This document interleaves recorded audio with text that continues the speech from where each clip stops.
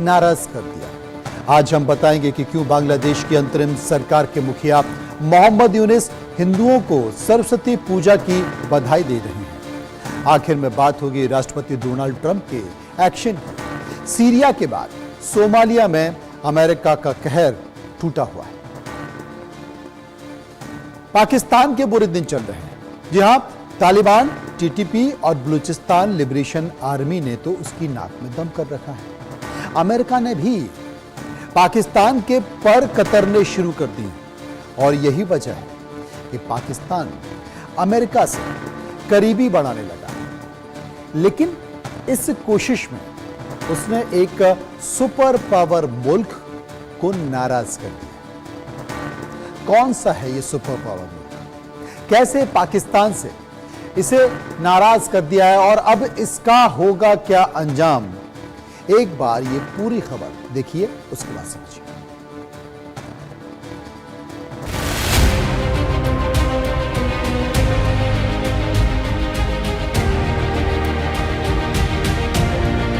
कई बार ज्यादा होशियारी भी भारी पड़ जाती है। पाकिस्तान के साथ यही हो रहा है। आज हम बताएंगे कैसे पाकिस्तान भस्मासुर बन चुका है, खुद को भस्म करने वाला है।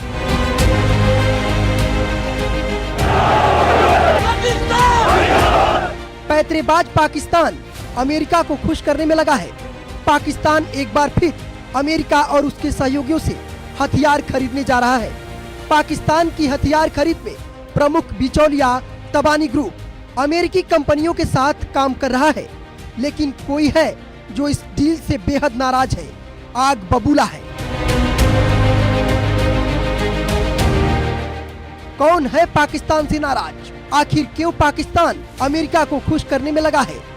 इसके बारे में आपको आगे बताएंगे, लेकिन पहले ये जान लीजिए तबानी ग्रुप कैसे इस डील में अहम रोल निभा रहा है। तबानी ग्रुप पाकिस्तान के सबसे पुराने कारोबारी समूहों में से एक है। ये दशकों से रूस और पाकिस्तान के बीच हथियारों के आयात में बिचौलिए की भूमिका निभाता रहा है। लेकिन अब ये अमेरिकी संस्थाओं और कंपनियों के साथ जुड़ रहा है जो यूक्रेन को मदद कर रही है। पाकिस्तान लंबे समय से रूस से हथियार खरीदता रहा है, लेकिन अब वो इस रणनीति में बदलाव कर रहा है। ऐसा करके पाकिस्तान रूस पर सैन्य निर्भरता कम करने और अमेरिका के साथ संबंध सुधारने की कोशिश कर रहा है। लेकिन शहबाज के इस कदम से रूस का आग बबूला होना तय है।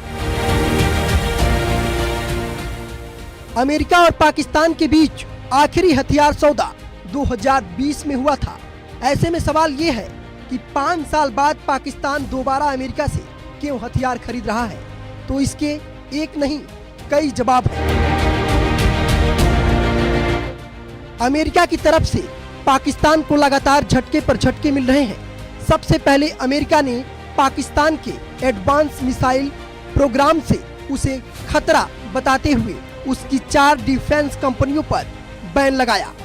इसके बाद रिपब्लिकन पार्टी के एक सांसद ने पाकिस्तान का प्रमुख गैर नाटो सहयोगी देश का दर्जा खत्म करने को लेकर विधेयक पेश किया। 2004 में अमेरिका ने अल-कायदा और तालिबान से लड़ने के लिए पाकिस्तान को गैर नाटो सहयोगी का दर्जा दिया था। इसके तहत पाकिस्तान को अमेरिका से हथियार बिक्री प्रक्रिया में छूट और कर्ज कार्यक्रम में भी प्राथमिकता मिलती है। इस दर्जे के तहत पाकिस्तान अमेरिका के आधुनिक हथियारों को भी खरीदने का हकदार है। बीते करीब 2 दशकों में अमेरिका ने इसके तहत पाकिस्तान को अरबों डॉलर की आर्थिक मदद और आधुनिक हथियार दिए हैं। लेकिन पाकिस्तान ने इस मदद का इस्तेमाल आतंकवाद से लड़ने की बजाय उसे पालने पोसने और भारत के खिलाफ इस्तेमाल किया।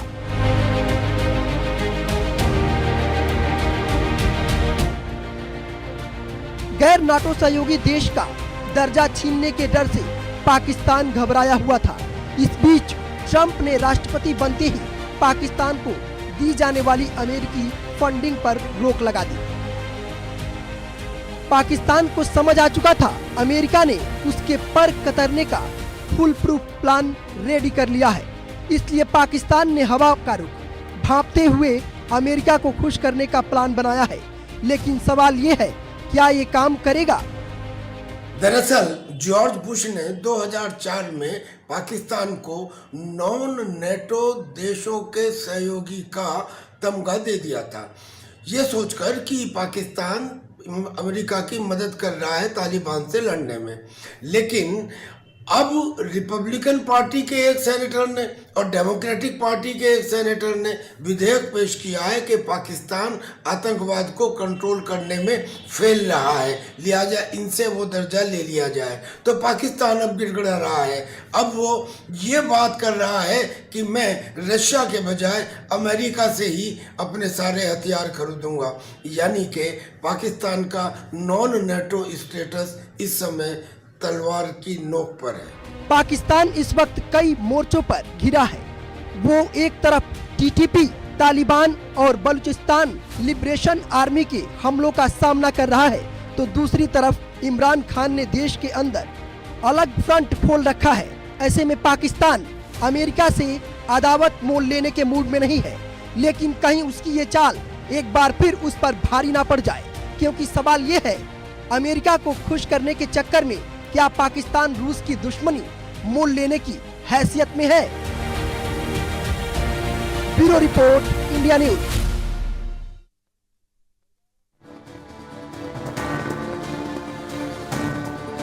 तो क्या पाकिस्तान ने रूस से पंगा ले लिया है और 2020, जी हां, लगातार वो हथियार रूस से खरीद रहा है। तो अगर हथियार रूस से खरीदना वो बंद कर रहा है तो क्या फिर इससे रूस नाराज नहीं होगा? वो अमेरिका से हथियार क्यों खरीद रहा है? वो क्यों अमेरिका को खुश करना चाहता है? क्या इसलिए क्योंकि अमेरिका पाकिस्तान को जो इमदाद देता है वो इमदाद अमेरिका धीरे धीरे बंद कर रहा है? असल में पाकिस्तान की एक बार फिर इंटरनेशनल बेइज्जती हुई है।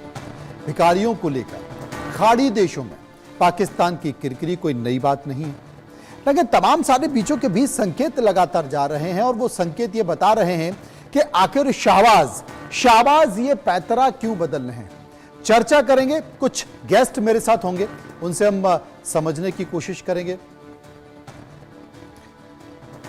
मदन द्विवेदी इस वक्त हमारे साथ मौजूद हैं, उनके पास हम चलेंगे। द्विवेदी साहब, मैं आपसे ये पूछने की कोशिश कर रहा हूं कि अगर तमाम परिस्थितियों के बीच ये देखा जाए और अमेरिका अगर ये पैतरा कर रहा है, तो क्या इसके पीछे एक कारण ये है कि वो नॉन नाटो देशों का जो स्टेटस है वो छूने का डर है, या फिर भारत की नजदीकियां अमेरिका के साथ बढ़ रही हैं और अमेरिका पाकिस्तान को आंखें दिखा रहा है, ये कारण है, या इससे इतर?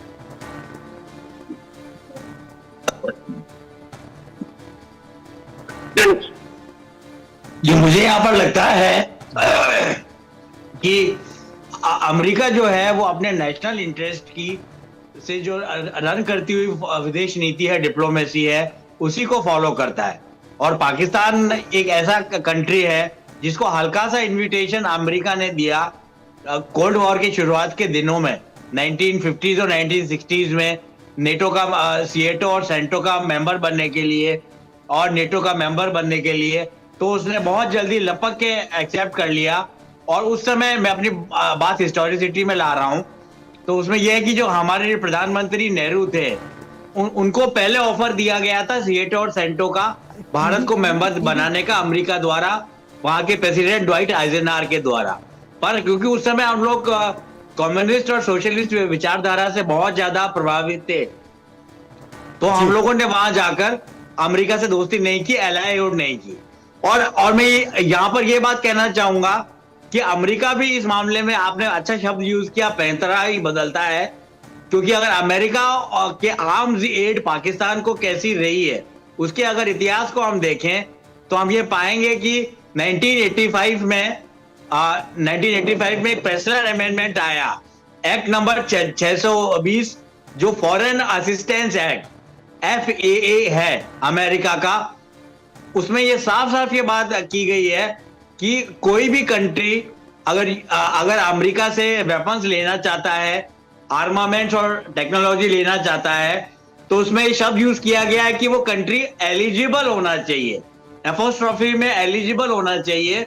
और एलिजिबल का मतलब ये है कि उस कंट्री के नेशनल इंटरेस्ट उस कंट्री के एलाइज और दुश्मन वो अमेरिका को पता होने चाहिए और अमेरिका के अगेंस्ट काम ना करे। और सबसे बड़ी बात ये की गई कि अगर पाकिस्तान ने, क्योंकि पाकिस्तान ने भी न्यूक्लियर एक्सप्लोजन किया या नहीं किया ये क्लियर नहीं हुआ 1998 से पहले, पर पाकिस्तान भी न्यूक्लियर वेपन बनने का सपना देखता था भारत के कॉपी कैट की तरह, जो भारत ने शक्ति 1 किया बुद्धा स्माइलिंग 1974 में।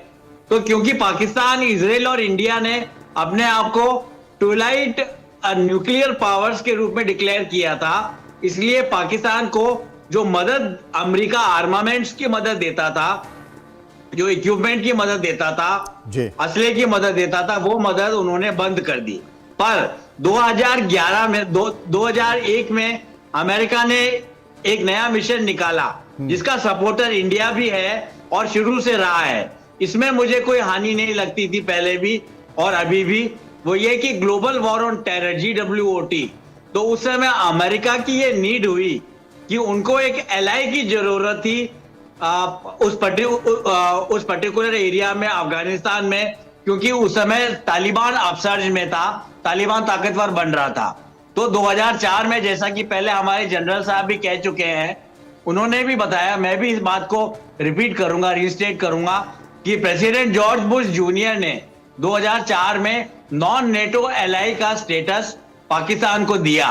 पर पाकिस्तान का जो ऑब्जेक्शनेबल न्यूक्लियर बिहेवियर था और पाकिस्तान का जो इंटरनल सपोर्ट रहा आतंकवाद को और अलगाववाद को क्षेत्र में और भारत के अगेंस्ट, उसके चलते परवेज मुशर्रफ और जॉर्ज बुश जूनियर के रिश्ते काफी खराब हुए। पर फिर भी मुझे ऐसा लगता है कि पाकिस्तान की एड कम होती जा रही है, क्योंकि पाकिस्तान ने रिपीटेडली ऑफिशियल पोडियम से ये बात कही है पिछले 20-25 सालों में कि भारत की जो इंस्टेबिलिटी रही पहले टेररिज्म के कारण, उसमें पाकिस्तान का कोई हाथ नहीं है, जबकि भारत कई हजारों प्रूफ उनको दे चुका है और अमेरिका को भी सेटिस्फाइड नहीं कर पा रहा है। वहां की कांग्रेशनल रिजर्व रिपोर्ट को देखें तो उसमें रिपीटेडली ये कहा जा रहा है कि वी आर नॉट सेटिस्फाइड, हम लोग सेटिस्फाइड नहीं है पाकिस्तान के टेररिस्ट और बिहेवियर पर, क्योंकि वो एड और अबेटिंग करता है टेररिज्म को। ये मुझे लगता है टेररिज्म, न्यूक्लियर, अलगाववाद, आइसोलेशनिज्म के चलते ये दो ऐसे मुख्य कारण हैं जिनके कारण अमेरिका अब सैन्य एड बहुत कम कर दी है अमेरिका ने पाकिस्तान को। तो मुझे लगता है ये, पर क्योंकि F-16 की बातचीत चल रही है 1985 से, रोनाल्ड रीगन के टाइम से, कभी वो 40 के 26 हो जाते हैं, कभी 26 के पूरी स्क्वाड्रन 36 हो जाती है F-16 की, पर वो पूरी तरीके, और कभी उनका मेंटेनेंस और अपग्रेडेशन के लिए भी पाकिस्तान कटोरा लेके जाता है अमेरिका के सामने, पर वो चीज भी उसे मिलती नहीं है। वो चीज तो मुझे लगता है पाकिस्तान की एक जेलसी भी है, एक स्ट्रेटेजिक राइवलरी है भारत के साथ, कि भारत और अमेरिका एलाइहुड की तरफ अगर ना बढ़ रहे हो, पर बड़ी करीबी रिश्ते और बड़े करीबी रिश्ते और फ्रेंडशिप दोनों कंट्रीज में हो गई है। हमारी डिफेंस पार्टनरशिप है, हमारी स्ट्रेटेजिक पार्टनरशिप है, और कल्चरल डिप्लोमेसी के तहत हम लोग मोदी जी के प्रयत्नों के कारण काफी क्लोज आ गए हैं। वो अलग बात है कि ट्रंप जी का जो टैरिफ किंग का ओहदा है, उससे भारत निकलने का अब प्रयास कर रहा है, निकलने का प्रयास कर रहा है। अब राणा अली जो है मेरे साथ मौजूद हैं, पाकिस्तानी पत्रकार हैं। राणा अली जो है साहब, अगर कूटनीतिक तौर पर देखें तो कहा जाए कि एक बार फेल हो गए। अभी तक आप रशिया से हथियार लेते थे, अब ट्रंप साहब आ गए हैं, आप देख रहे हैं कि ट्रंप साहब की बेहद करीबी नजदीकियां भारत के साथ बन रही हैं, वो आपकी इमदादें बंद कर रहा है और संकेत भी दे रहा है कि क्यों ना आपका स्टेटस छीन लिया जाए, क्योंकि वहां की पक्ष यानी कि सत्ता में बैठी पार्टी और विपक्ष की पार्टी दोनों इस बात की मांग कर रहे हैं कि साहब ये आतंकवाद के खात्मे को लेकर फेल हो गए हैं, लिहाजा इनका स्टेटस वापस ले लिया जाए। अब करें तो क्या करें? तो आपको लगता है कि रूस से हथियार खरीदना बंद करते हैं, चलो अमेरिका से खरीद लेते हैं, हो सकता है अमेरिका कुछ मोहलत दे दे। बहुत शुक्रिया आपका। जितनी बातें आपने की हैं मनोज जी, इसमें सच्चाई बिल्कुल भी नहीं है। ये आपकी ख्वाहिश तो हो सकती है, लेकिन हकायक इसके बरअक्स है। देखें, आपको ये इल्म होना चाहिए, जैसे अभी मेरे जो साथी हैं उन्होंने F-16 का जिक्र किया कि अमेरिका के साथ हमारी डिफेंस डील्स आज की नहीं है, ये आज का वक्त टाइम नहीं है, या ये यूं समझ लीजिए डोनाल्ड ट्रंप के आने से नई डील्स हुई हैं या उसके आने से पहले की ये मामला है। ये 1990 से चलती आ रही हैं। ये सारे मामला जो है ना वो आर्म्स के वहां से चलते आ रहे हैं। रही बात आपकी कि जी रशिया हमसे दूर हो जाएगा, रशिया हमसे नाराज हो जाएगा, तो उस चीज की फिक्र जो है वो मेरा ख्याल है भारत को करने की जरूरत बिल्कुल भी नहीं है। वो हम बड़े अच्छे तरीके से जानते हैं और हमारी जो फॉरेन पॉलिसी है, डिप्लोमेटिक पॉलिसी है, वो बड़ी क्लियर है और हम इस चीज पे भी बड़े क्लियर हैं कि हमें कौन से देश के साथ कैसे ताल्लुकात रखने हैं, किसके साथ अच्छे रखने हैं, किसके तो साथ 2020 से तो आपने हथियार खरीदे नहीं अमेरिका से, अचानक से याद क्यों आ गई कि अमेरिका से हथियार खरीदने? हमें आपसे सीखने की जरूरत नहीं है। जैसे मैंने पहले भी ये कहा, गुजारिश की है कि अमेरिका ने हमें बहुत पहले से ये हमारे उनके ऊपर उधार है, हमारे तैयारे उनकी तरफ उधार है, हमारी पेमेंट उनकी तरफ जा चुकी है।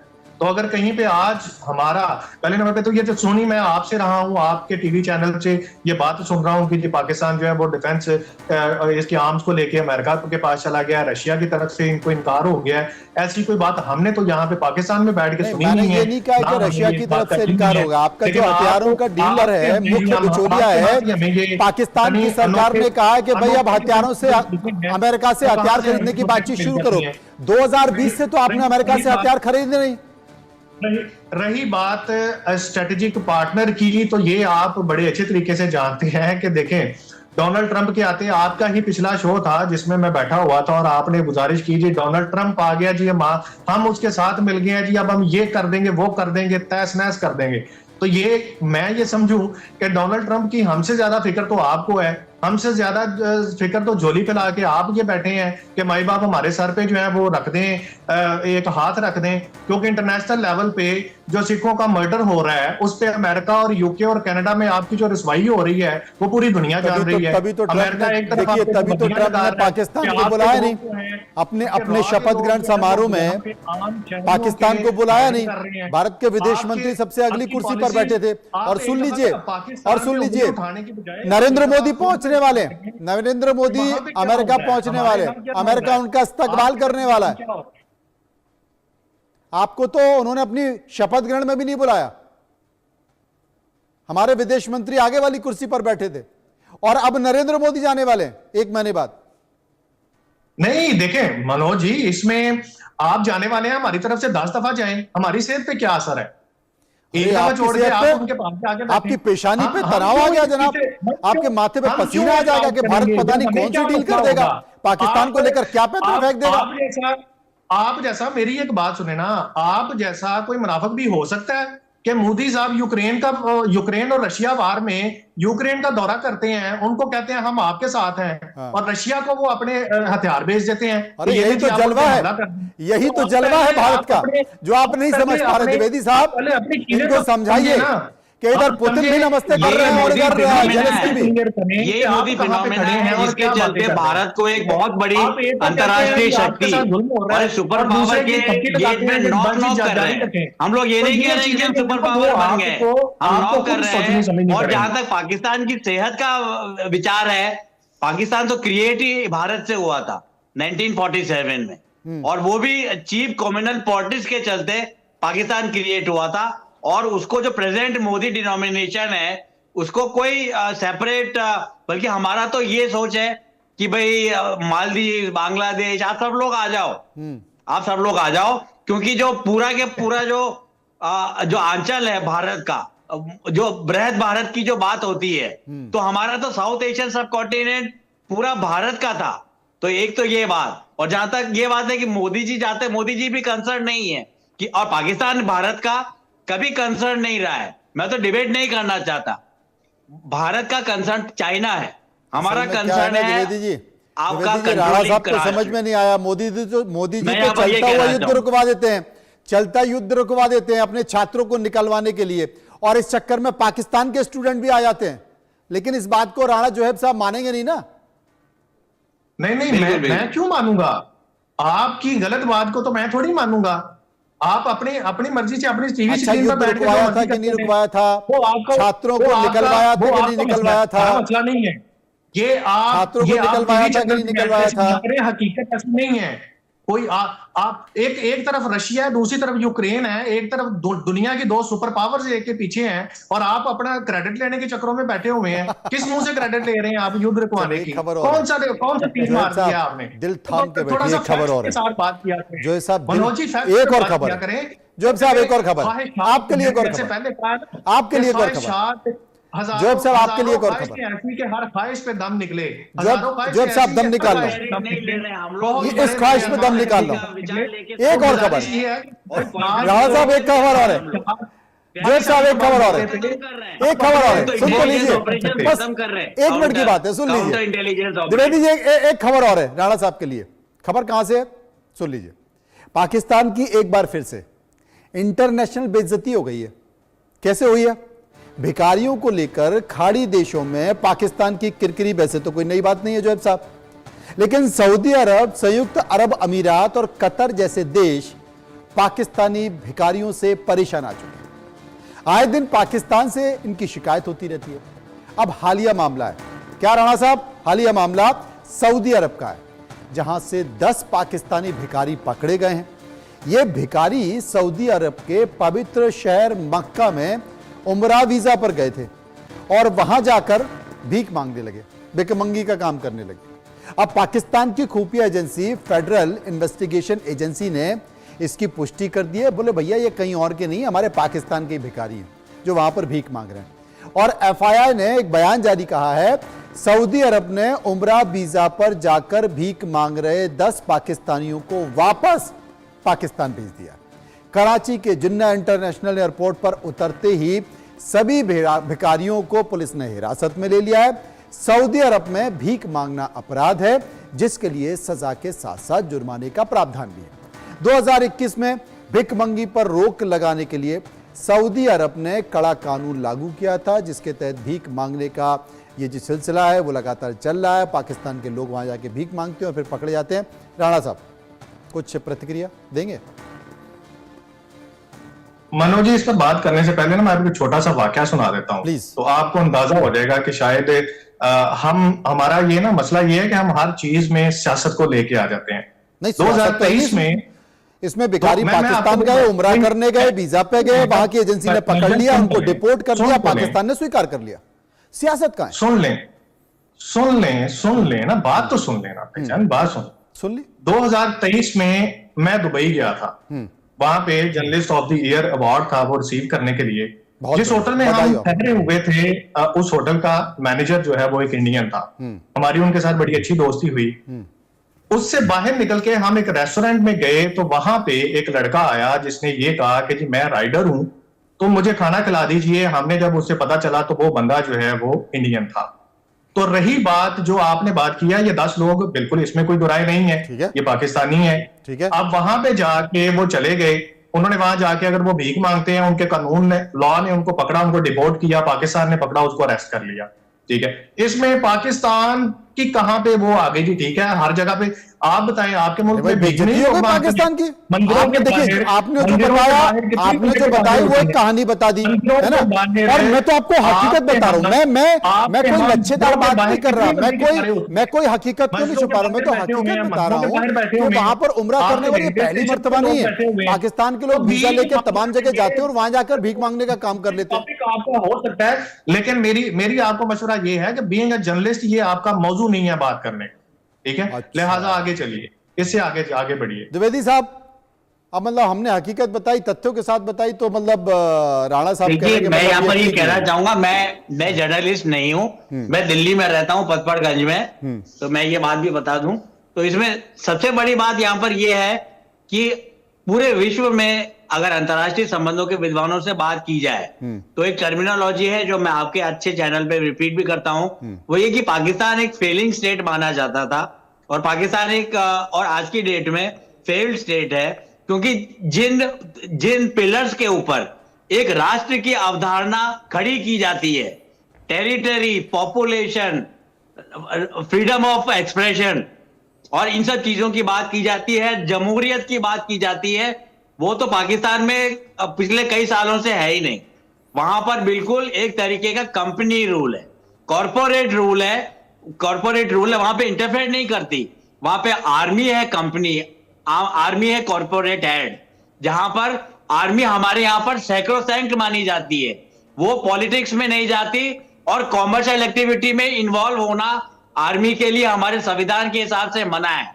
पर ये जो सटलिटीज होती हैं, ये जो बारीकियां होती हैं एक डेमोक्रेसी की, जमहूरियत की, मानवाधिकारों की और एक सुशासन की, वो चीजें पाकिस्तान में खत्म हो गई हैं। तो मुझे लगता है कि अब या तो ब्रेकअप कर जाएगा पाकिस्तान, और अगर ब्रेकअप नहीं भी करता है तो उसको भारत के लिए वहां पर जो पॉलिटिकल वायलेंस है, इंस्टेबिलिटी है और जिस तरीके से मानवाधिकारों का हनन हो रहा है, तो एक अनस्टेबल नेबर हमारी बगल में जी रहा है जो अपने आप को सस्टेन नहीं कर पा रहा है, और चाइना भी ज्यादा दिन मदद शायद ना करे, लौट जाए अगर उसके ऊपर वैश्विक प्रेशर बढ़ेगा या अमेरिकी प्रेशर बढ़ेगा। समझ सकते तो हैं। ऐसी स्थिति में मैं तो ये कहूंगा कि हम चाइना के बारे में बहुत सोचते हैं। मैं चिंतित हूं एक टीचर के माध्यम से, टीचर की तरह, एक अध्यापक की तरह। पाकिस्तान के बारे में तो हमने 98 के बारे में बाद से कम मैंने एक IR के स्टूडेंट के हिसाब से सोचना ही बंद कर रखा है। मैं ये सोचूंगा जी बिल्कुल, आप सही कह रहे हैं। मेरा ये व्यू है। राणा साहब,